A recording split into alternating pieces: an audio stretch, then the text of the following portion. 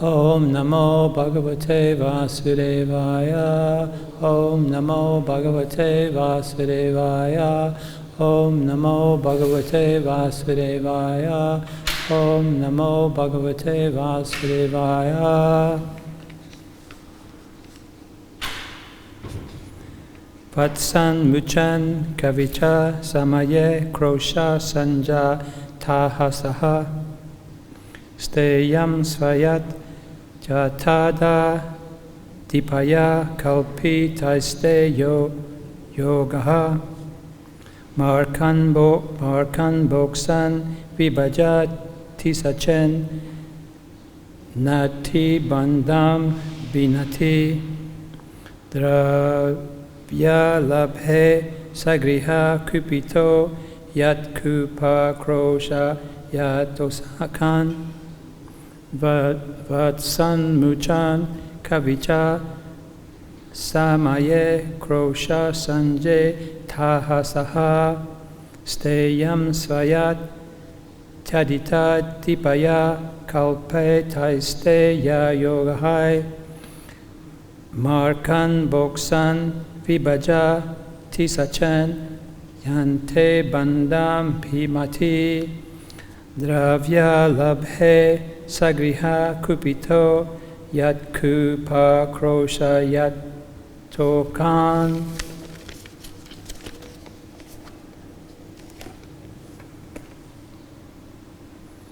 Vatsān, the calves.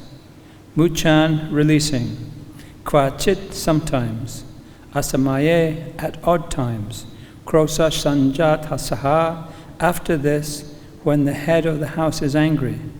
Krishna begins to smile. Steyaṁ, obtained by stealing. Svādv, very tasteful. Atty, eats. Atha, thus. Dadhi-payaḥ, pot of curd and milk. Kalpitaiḥ, devised.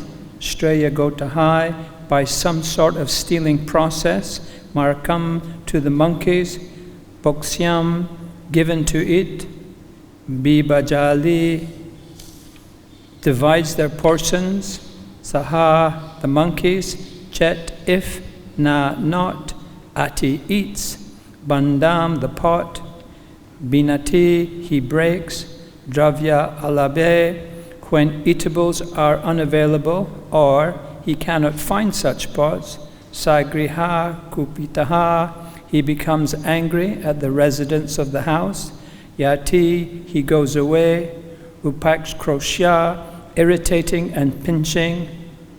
Tokān, the small children. Translation by His Divine Grace A.C. Bhaktivedanta Swami. Our dear friend Yasoda, your son sometimes comes to our house before milking of the cows and releases the calves. And when the master of the house becomes angry, your son merely smiles.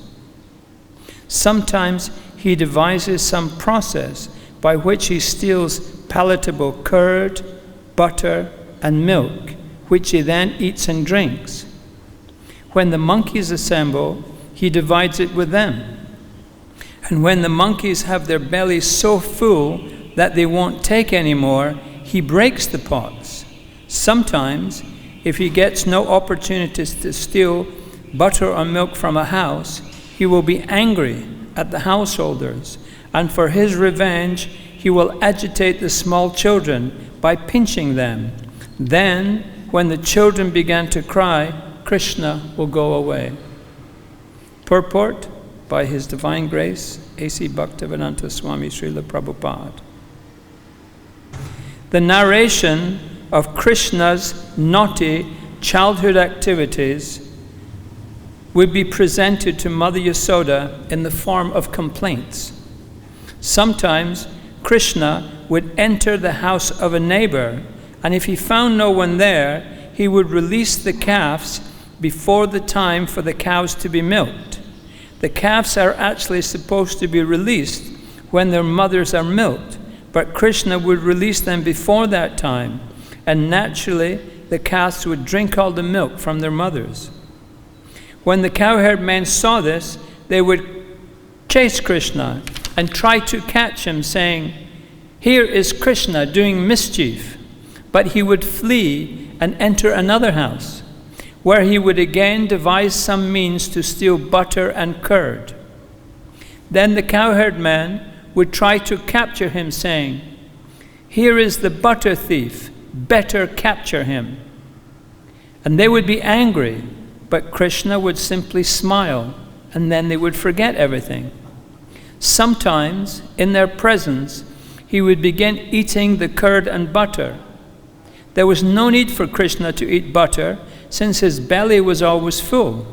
But he would try to eat it, or else he would break the pots and distribute the contents to the monkeys. In this way, Krishna was always engaged in mischief making.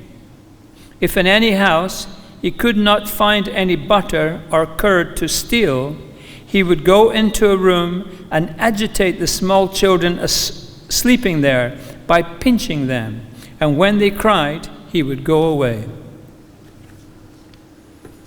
Nama Om Vishnu Padaya Krishna Bastaya Bhutale Srimate Bhaktivedanta Swaminiti Namane Namaste Saraswati Deve Gauravani Pacharane Nirvasesa Sunyavadi Paskacha Desatarne. Jai Sri Krishna Chaitanya Prabhu Nityananda Shri Advaita Shri Gadadhar Srivas Adi Gaur Bhakta Vrinda. Hare Krishna Krishna Krishna Hare Hare Hare Rama Rama Rama Hare Hare. Krishna is very playful.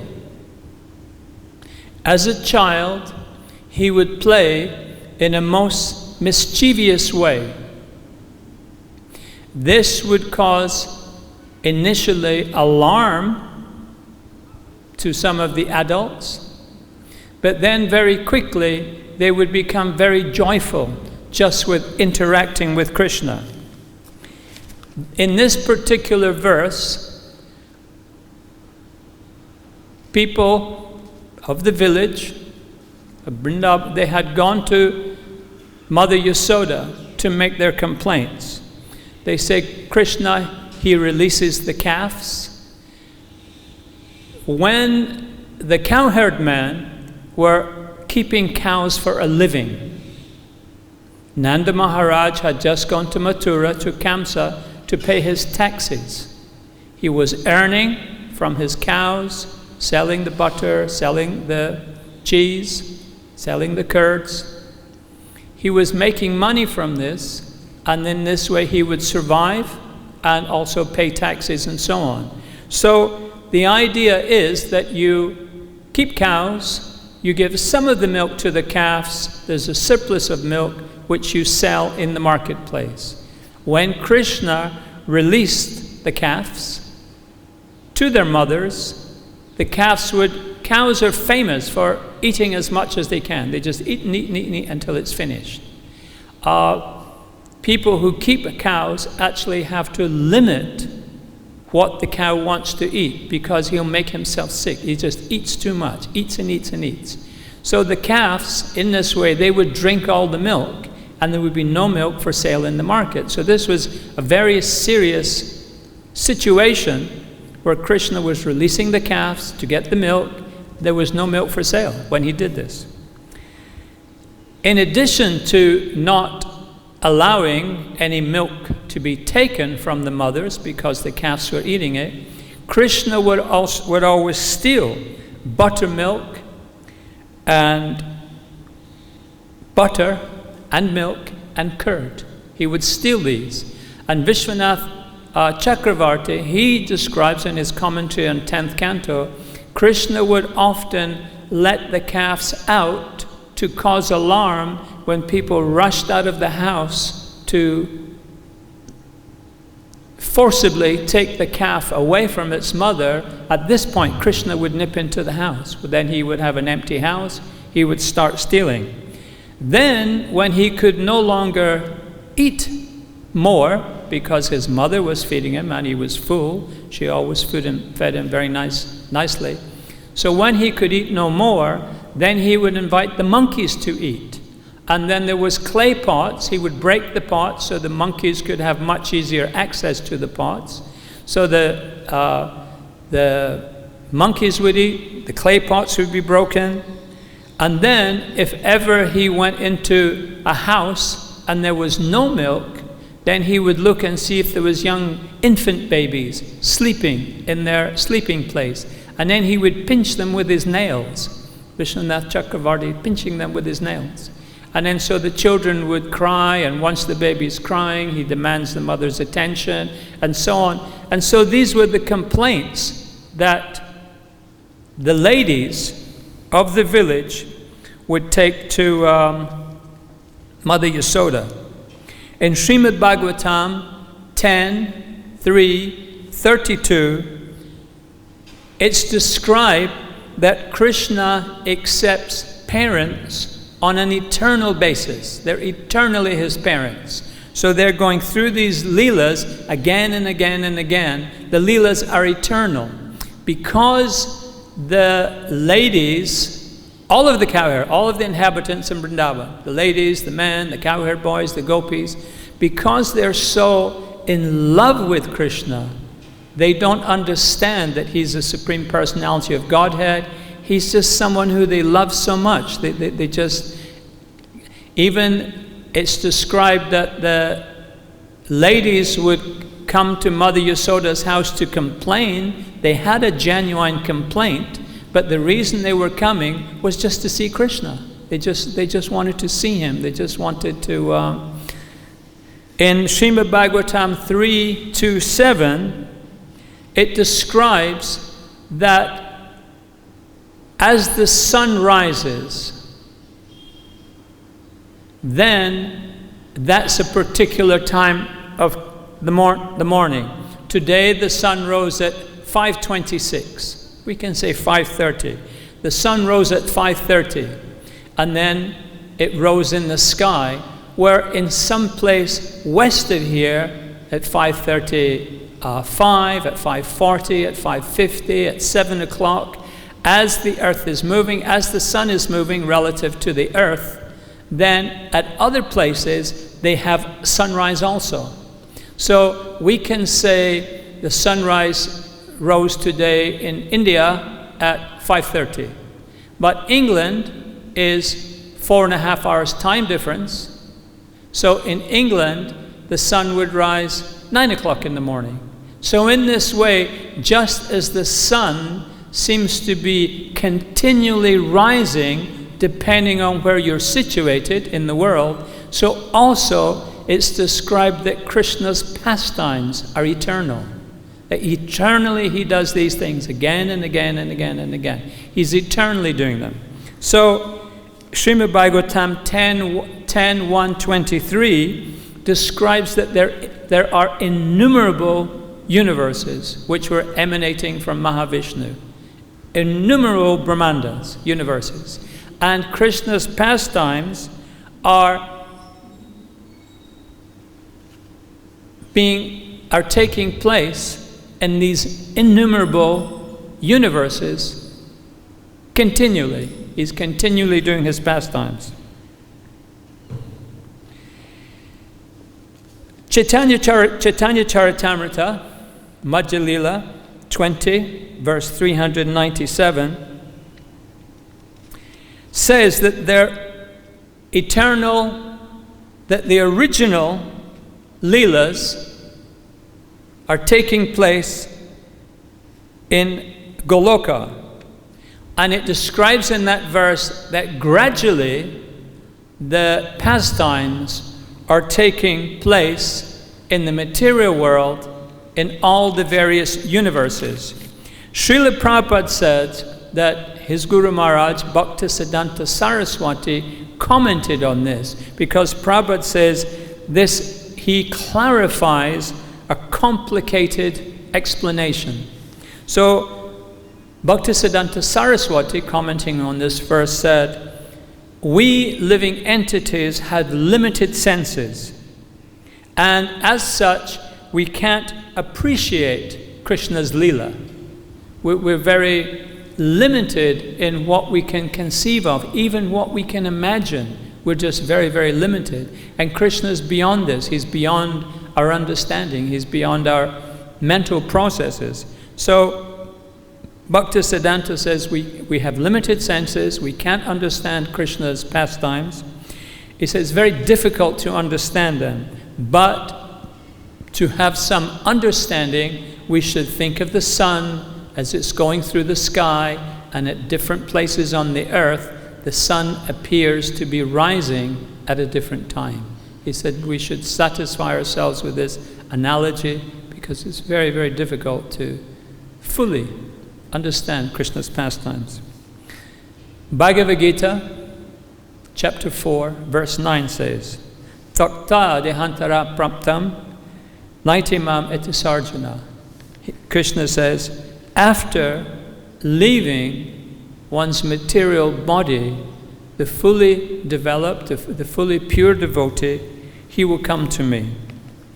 In Ujjvala Nilamani by Rupa Goswami, Vishwanath Chakravarti has written a commentary on this, and in the commentary he said, when a perfect devotee quits this body, then he will go to a planet in one of the material universes where Krishna is performing his pastimes.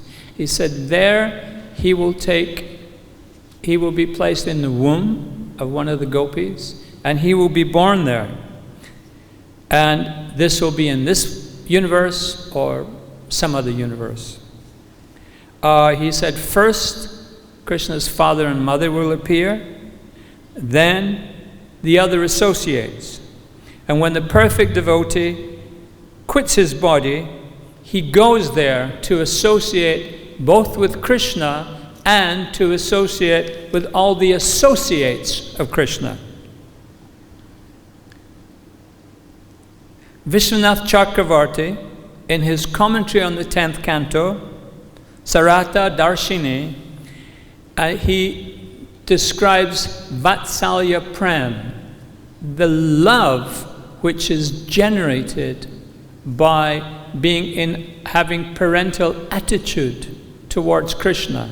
And he says this phenomena is both astonishing and very, very uncommon, because Krishna is Vishaya. Krishna is the object of enjoyment. But Yasoda is Ashraya. She is the shelter. Now, usually, all over the world, where people are religious, they pray to God. They pray to God to save them from calamities. They pray to God to give them strength, to give them wealth. They see that Krishna, he is the ultimate shelter. And by petitioning him, they hope that they can have something from him. But Mother Yasoda, she has a completely different attitude. She's so loving towards Krishna, so blinded by love. She feels that she must give Krishna shelter. She must make sure he's clean. She must make sure he's fed. She must make sure he rests properly. She must see that he behaves himself with the other residents of the village. So she becomes somewhat disturbed when people are complaining about him. She said, why is he doing this? Why is he taking people's food? Doesn't he like my food? So then she thinks maybe her milk doesn't taste very well, because according to where the cows graze, their milk will have a particular flavor. In Switzerland, they're very, very famous for making chocolate. Very, very famous. Swiss chocolate is very famous. And in the springtime, as the snow melts on the mountains, and as the cows can go higher and higher to higher and higher pastures, then the milk from those pastures at that time in the springtime, it's used to make special types of chocolate. So people who are connoisseurs in chocolate, they can actually tell which altitude on the mountain the grass was eaten, the grass and the herbs were eaten to give a particular flavor of milk. So it's very well known amongst people who keep cows that according to what the cow eats, you'll get a particular flavor of milk. So Nanda Maharaj, he had 6 or 7 different cows that decided only to eat very, very fine, fragrant grasses, and their milk was particularly tasty. So Mother Yasoda, she would keep this milk, especially for cooking things for Krishna, making nice things for him, because she thought this naughty boy, he's going and eating because he's hungry, because he doesn't like what I prepare for him. So this was her attitude, that she should provide for Krishna, that she should be his shelter, she should be his ashraya. Ashraya is a very important concept, and it's a very important goal for the devotees. Ashraya is the ultimate shelter. It's a person's refuge. So in that consideration, we're all actually refugees seeking Krishna. So in Srimad Bhagavatam, there are 10 different subject matters which are discussed throughout the Bhagavatam. The sarga, visarga, vritti, rakshaha, these all the way through, and these are the creation of the universe, what Brahma does with that creation. It's the protection of the devotees, it's the reign, the manvantars, the reign of the devotees, it's the tales of the Lord's incarnations, tales of the great saintly devotees. It's number 9 is hetum, which is what it is that motivates the jivas, why the jivas get an illusion, why everyone's not a pure servant of Krishna, why Krishna has to come to the material world. He said he comes to annihilate the demons and to delight, to please the devotees. So Krishna again and again and again has to, he says to Arjun, I taught this science to the sun god, Vivaswan, but in time the science was lost. So the living entity has a tendency to be in illusion. So this 9th one is what motivates the jivas to act, and why do they act in various ways. And the 10th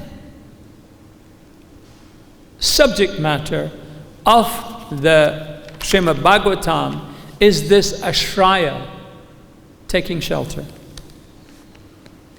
In the Bhagavatam, 1st canto, 5th chapter, verse 40, it's called Narad Muni instructs Vyasadeva on the Srimad Bhagavatam. And Narad says to Vyas, he said, you should describe the activities of the Supreme Lord because you have so much Vedic knowledge upon which you can draw. And he said this would satisfy the hankerings of great men and mitigate the suffering of the masses of people who always suffer from the pangs of material infliction.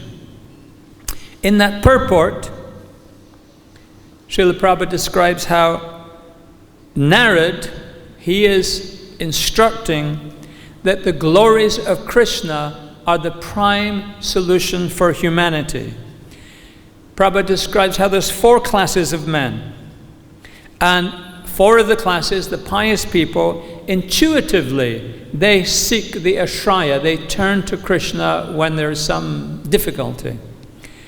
They're the distressed, those who want money, the inquisitive, and those who seek knowledge. And Prabhupada also quotes the 7:15, in which Krishna describes 4 classes of miscreants. Krishna says that one time Srila Prabhupada was making this point about the jiva. He said, the conditioned soul is so stubborn. Prabhupada said he refuses to surrender to Krishna, with a great emphasis on refusing. So we have stubborn miscreants that just refuse. They're just going to try one more time. They're going to try it a different way. They've got a new plan. They've got a new thing, some device, they're going to save. They've got some way in which they'll ultimately enjoy here in the material world, instead of understanding that our enjoyment is to take the ashraya, to take the shelter of Krishna. So these four classes are the grossly foolish, the low-born, those whose knowledge have been stolen by illusion, and the atheistic class of men. And in the purport, Srila Prabhupada, it continues, it says that Narad advised Vyas to compose the Srimad Bhagavatam so all 8 classes of men, the pious and the impious, so everyone can get the advantage of understanding the process of bhakti as is described in the Srimad Bhagavatam. So for Bhagavatam is the complete science of executing bhakti yoga with a view to taking full shelter of Krishna. This is the entire purpose of the Srimad Bhagavatam. And the Bhagavatam has inspired more literature, art, poetry, drama, dance, and theater than any other source at any time in history on this planet. There's such a wealth of culture which has been drawn from the pages of Srimad Bhagavatam, particularly from the 10th canto. There's a Sanskrit saying, Vidya Bhagavat Avadi, that Srimad Bhagavatam is complete learning. It encompasses all fields of learning, the Srimad Bhagavatam. The oldest scholarly commentary on the Srimad Bhagavatam is called the Tantra Bhagawata. And Madhvacharya was very, very fond of this. And in the Srimad Bhagavatam, in 2 places, in the 6th canto, again in the 10th canto, Srila Prabhupada, he cites Madhvacharya's commentary on the Tantra Bhagawata in 2 different places. So this is a very, very ancient commentary which the Gaudiya Vaishnavas and Srila Prabhupada, he accepts and respects. There are actually 80 old Sanskrit commentaries on the Srimad Bhagavatam. And there's many, many more in local languages. Many, many more. And in Bengali, there's actually been 40 different commentaries and reviews of the Srimad Bhagavatam. And this includes Sanatana Goswami, Jiva Goswami, Baladev Vidyabhusana, Vishwanath Chakravarti, and Bhaktisiddhanta.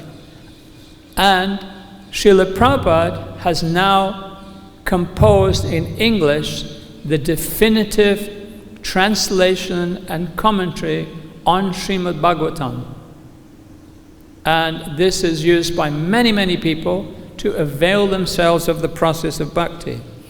Bhagavatam by BBT, Prabhupada's book publishing trust, it has published Bhagavatam in about 15 different languages.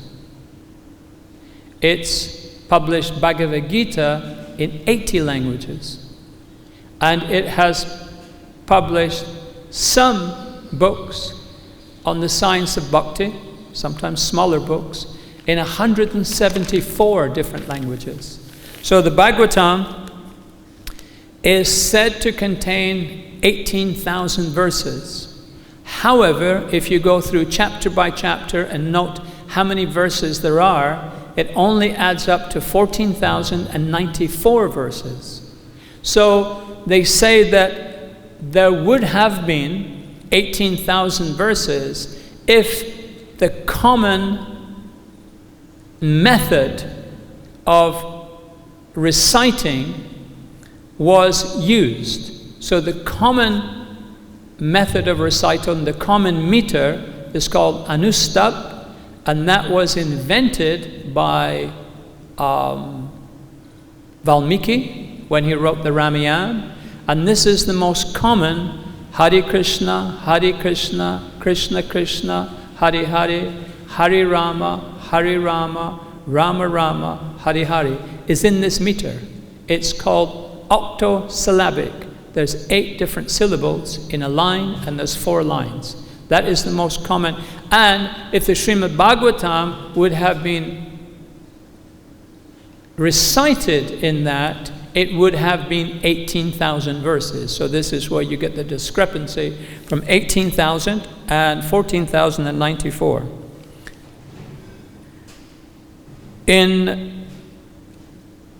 They use this Anustap because it's easy to remember, it's easy to recite, it's very useful in public recitations, in oral presentations. It's very, very common. It's very, just like in English language we use, it's very, very common. Iambic pentameter. Many of the poems, it's just a very easy, very, very simple to remember with the stresses and so on and so on. In 1946, an Indian gentleman, Mr. Valankar, he had been studying for years and noting the different meters, and he concluded that there are 600 different meters in the Vedic texts. And recently, much more recently, modern software has examined so many texts, and that concludes that there's a bit over 650 different meters. Today's verse was a very unusual format, and in that there were 68 syllables in the verse. There were 4 lines of 17, whereas the Hare Krishna Maha Mantra is 4 lines of 8.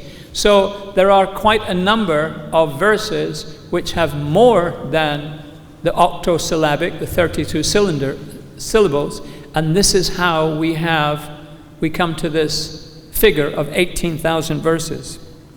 The Srimad Bhagavatam, as I said, it has been the source of vast literature, drama, commentaries, and it was first translated into an English language, into a European language, in 1788. It was translated from Tamil in South India into the French language. And then from the French language it went into English and German and so many other. And this absolutely intrigued scholars because it opened up a whole different understanding. Krishna's playfulness, the different rasas, it was just absolutely astounding that such literature existed.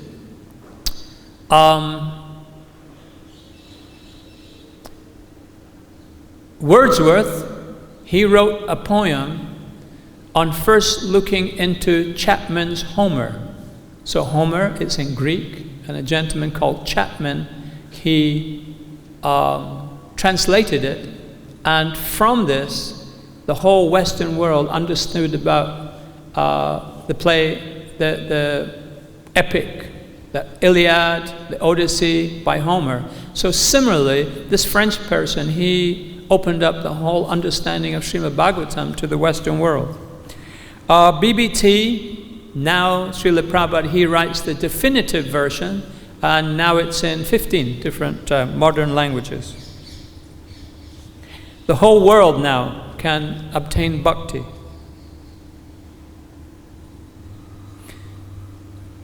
Vishwanath Chakravarti said that in his Sarata Darshini, he said that Mother Yasoda and the gopis, they would compose verses on Krishna.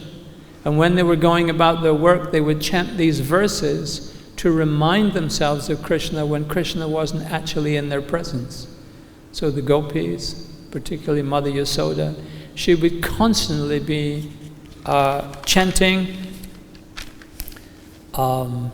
remembering Krishna.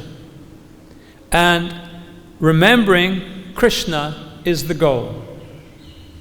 The goal of bhakti is to engage in the 9 processes: hearing, chanting, remembering, and it was to take these processes of bhakti yoga to the Western world that Srila Prabhupada went to the United States and started preaching, started temples, and started the Hare Krishna explosion, as one devotee described it in his book.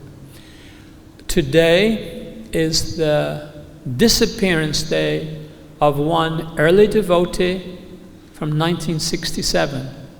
Srila Prabhupada went to New York in 1966. In 1967, Mukunda Prabhu, now Mukunda Maharaj, he went to San Francisco and he started up the Hare Krishna movement. They invited Srila Prabhupada to come to give different public talks, and a newspaper announced in 1967 that this Swami from India, he was staying at a particular place and giving talks on Eastern philosophy. So there was a young man there called Jim, and Jim was 28 years old, which was quite a bit older than most of the people who became devotees, because mostly they were teenagers. And Vaishesika Prabhu, I think he said he joined the devotees when he was 15, and that was a common age. A lot of people were 16, some were 18. You were quite a senior person if you were 21 years old. It was just all young people who were joining Prabhupada. So Jim, he was 28 years old, and he was an educated person. He had a degree from a university in Ohio in industrial engineering. But in 1955, Sputnik was put up. First Sputnik rocket went up with a satellite.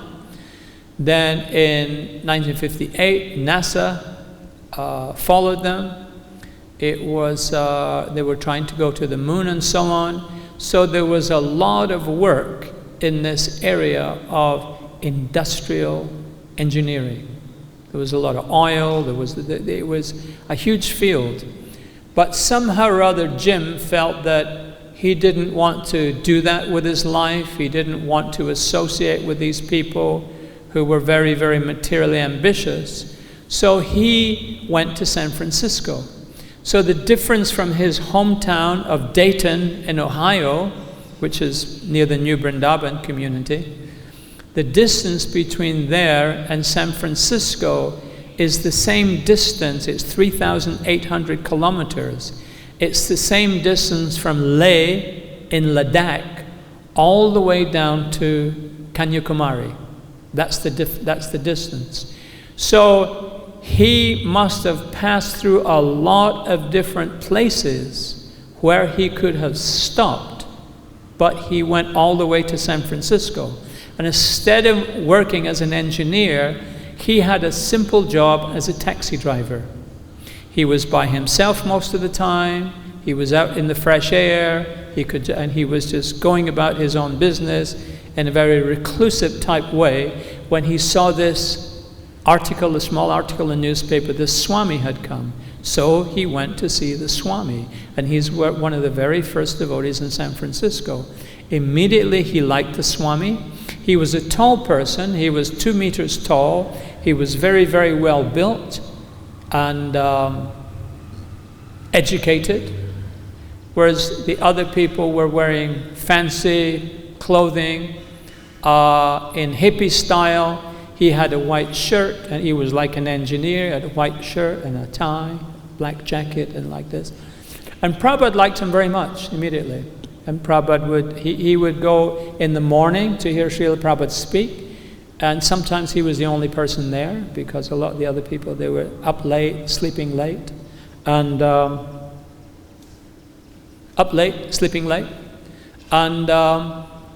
sometimes he was the only person listening to Prabhupada.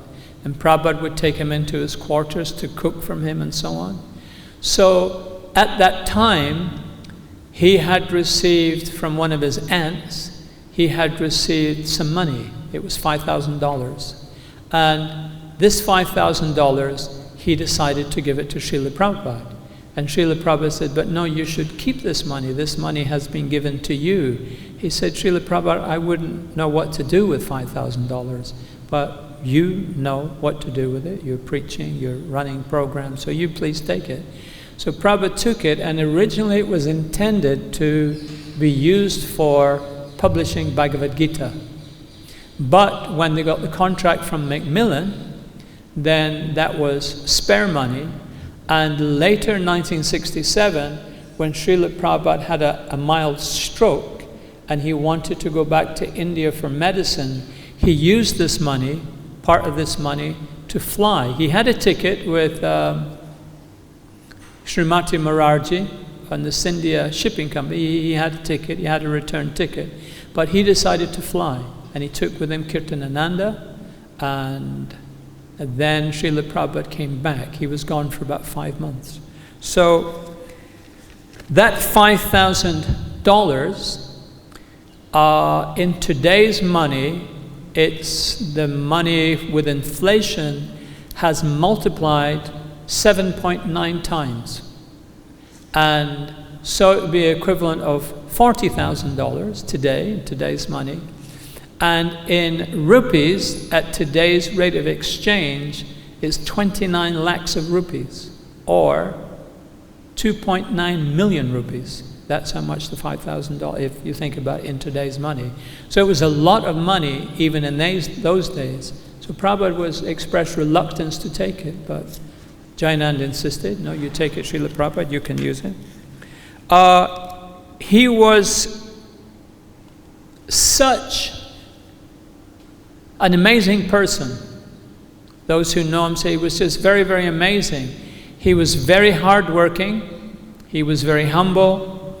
At one point, Srila Prabhupada suggested he take sannyas, and he said, Prabhupada, how can I take sannyas? I'm just a Sudra. How can I be a Brahmin sannyas? And Prabhupada laughed, and he laughed also. So they had a very, very sweet, very, very friendly relationship. He was very,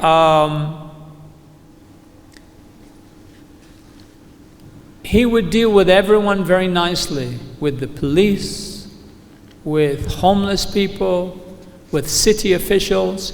In 1967, they did the first Rath-yatra. They just hired a truck with a flat back, and they put Balaram, he was the only deity at that Rath-yatra. They put him on the truck and they just drove around, and about 50 people joined in, and that was the first Rath-yatra. But then he saw pictures of a Rath cart. It was actually a South Indian Rath cart, and it had various domes on it. So for the next year, they did that, and then the third year, he finally saw pictures of the Rath cart and understood that it was from Puri. And then so they made the Puri-style Rath-yatras. But he was so successful in dealing with the officials, asking them very nicely, very humbly. He was an older person, he was an educated person, he was a very friendly, very nice person.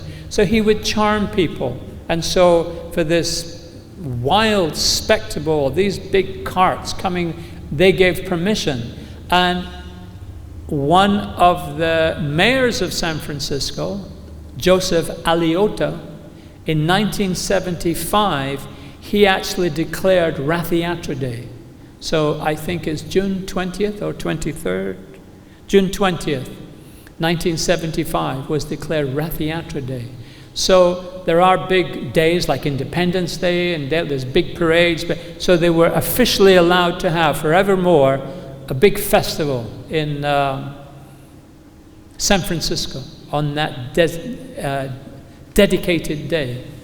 The Srila Prabhupada explained to the devotees when he set up the Los Angeles temple.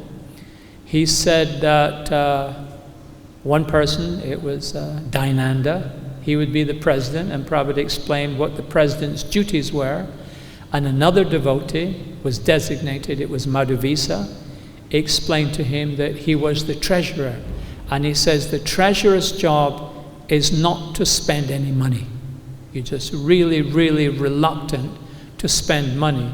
So the ISKCON treasurers all over the world, it's very, very difficult to get any money from them for anything. They just don't want to spend the money. They have limited money, they don't want to spend it.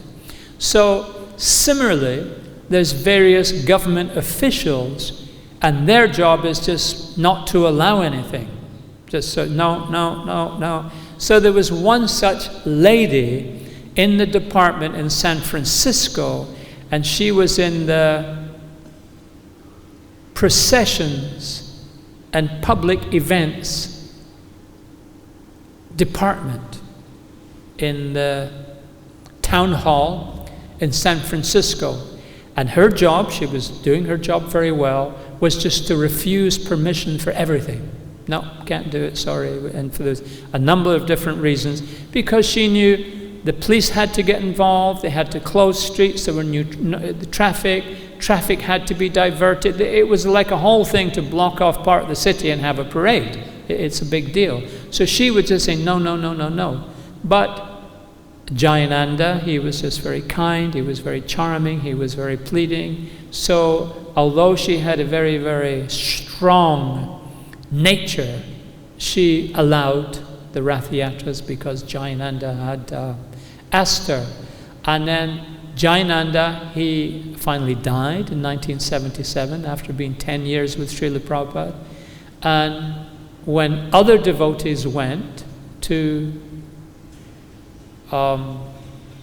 see the lady, immediately she says, "Where's Johnny Ananda?" And they said, "Oh, he died." And she was struck. And she took her glasses off and she was just crying. She just loved him so much, although she only saw him once a year when he was getting permission. But she just thought, oh, and she was so sad that she won't see him again and that he died. Such was the effect that he had on people. And anyone who did help or give any permission, he would, after Rathayatra, he would either bake pies or bake cakes. And he would personally go to each of the people with a nice prasadam cake and say, please take this is for, thank you very much. And so he was very, very reciprocal. And even devotees would sometimes be in rough places and they would see some rough people, at times even becoming a little fearful. And the people would look at them and see their devotees and say, hey, where's our friend Johnny Ananda? And so all kinds of people, from policemen. There's a very famous picture in which a policeman on his motorbike, traffic cop, he gets off his bike, he's got his hat, he's just this big, mean guy, and Jayananda, it just goes up to him and he has his hands in namaste right in front of the policeman's face, and he just begs him to please, we're leaving, allow us to go. And then the policeman, he allowed him. So he was a very, very amazing, amazing person. He was expert at cooking, loved to cook and loved to eat prasadam and loved everybody to get prasadam. When he was doing the Rathayatra, he would stay there on the site and he would cook prasadam for everyone. He loved halva with different fruits in it, different nuts and fruits, rich halva. He loved samosas, and he loved potatoes and paneer, sabji. Those are the and everyone just, he told the new people that they had to eat so much prasadam that they couldn't walk straight, and you had to waddle like a duck because you'd just eaten so much. And he loved prasadam, he would insist upon it. He died of cancer, he died of leukemia, and he was on a drip. He was getting fed by a drip. And he had money for treatment, but he spent the money for the treatment on the Los Angeles Rath Yatra. He didn't get the treatment. Perhaps he could have lived. He just spent. But he would tell the devotees to make sure the nurse doesn't see him, but bring him some samosas and bring him some potato sabji. So he would eat the samosas and where he's not supposed to eat any. He was a good preacher. He always preached to the new people. There are a couple of preaching episodes on YouTube. You can hear him preaching, Jayananda. He was very, very persuasive. He would tell people they just have to surrender to Krishna. You must surrender to Krishna. There's no other alternative. It's the only thing that's going to make us happy. He had great faith in Sankirtan, the holy names. He would go out and Sankirtan. He loved japa very intently. He would chant his japa. He did deity worship. He was, of course, a good public relations person. He would do public relations, sales. At that point, the temples were being financed by selling incense, and he would sell incense. He would go out on an incense, go to the different shops, persuade them. So he was very, very expert at sales. He was an engineer by training, so he was very, very good at construction. He could construct anything, and he was a mechanic also. So he would fix the cars. Because not that he was a trained mechanic, but he had an engineering aptitude, so he could just apply himself to this. I think he's sort of like a mix between Vibhuti Chaitanya, who was our cook here for many, many years, and because he was just cooking and cleaning and just doing what it takes without any complaints, and doing a vast amount of work. When finally Vibhuti Chaitanya stopped doing it because he was old and ill, it took 3 people to replace him. 3 very hard work. He was doing the work of 3 men. And I think he's also a mix of someone like Sanat Sanatan, who's very much into engineering and constructing things, very analytical, finding how to do things, and also a kirtan man who really loved kirtan. Perhaps not as dedicated as Ayendra, who was a full-time kirtan person, and Jayananda became the temple president. There was so many things he was doing. Rath Yatra is a big festival, to build 3 big carts, to get the permissions, to see all the officials. Hundreds and hundreds of devotees would come and stay at the temple, sleep on the roof, sleep in the corridor, sleep everywhere. And then there was prasadam to be provided for all these people. And so, as well as all the helpers, and then he was cooking all the cakes, and for weeks distributing cakes and taking them to the people who had helped. So he wasn't a dedicated kirtan man, but he loved kirtan. So we have this Vibhuti Chaitanya, this Sanatan, this Ayendra, all rolled into one. And he was the humblest person that anyone had ever met. So he died in May 1977 in Los Angeles. And when Prabhupada got the news, he said that his disappearance day today should be celebrated in all the temples of ISKCON. Just like Bhaktisiddhanta, just like Bhaktivinoda, just like Narasimha Das Thakur, just like all the great, great devotees, Baladev Vidyabhusana, Prabhupada put him on that level with those, give him that stature. And he said that his picture should be on the Rath Yatra cart. So every year in San Francisco and all over the world, his picture is on the front of the cart, a big framed picture. So Prabhupada dedicated Rath Yatra to him, and said that we should observe his disappearance day. So it was actually very fortuitous that he died before Srila Prabhupada, for quite honestly, he in retrospect, people say, oh, he was great, he was so humble, but no one really recognized them at the time. No one was thinking he's a pure devotee. He was just a humble guy who was working hard, who didn't want credit for anything he was doing. But Prabhupada immediately, he recognized this. And many, many times, if you go through the folio, many times Srila Prabhupada said, he gave me $5,000, which was like a lot of money. It's 30 lakhs of rupees. And that was the very first money that Srila Prabhupada ever got. And that money allowed Prabhupada to come back to India to get his medicine. He was here for 5 months. He came back again. He was renewed. So it was a very, very fortuitous that he died first, because then Prabhupada gave him that status which he may not have had. Well, one time, 1967, when they were doing the first thing and making things for the cart, anyone who came along, Jayananda would engage them. So there was this one guy, he said, hey, do you want to help? He said, yeah. So he had him hammering nails around this whole thing, and the guy was there just working and, doing the whole thing. So that gave him a very nice taste for devotional service. So a year later, he was a Canadian citizen.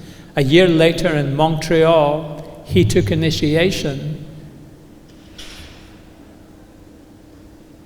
And that person was Jayapataka Swami. So in 2012, Jayapataka had constructed a very, very beautiful samadhi for Jayananda Prabhu, which is in Mayapur at the Jagannath temple. So that person who had Jayapataka Maharaj hammering some nails, of course gave him prasadam, told him he was doing a great job. He was a wonderful PR man, he was a wonderful preacher, and we devotees have so much to aspire to have the qualifications and the attitude that Jayananda Prabhu does. Jayananda Prabhu ki jai. Hare Krishna.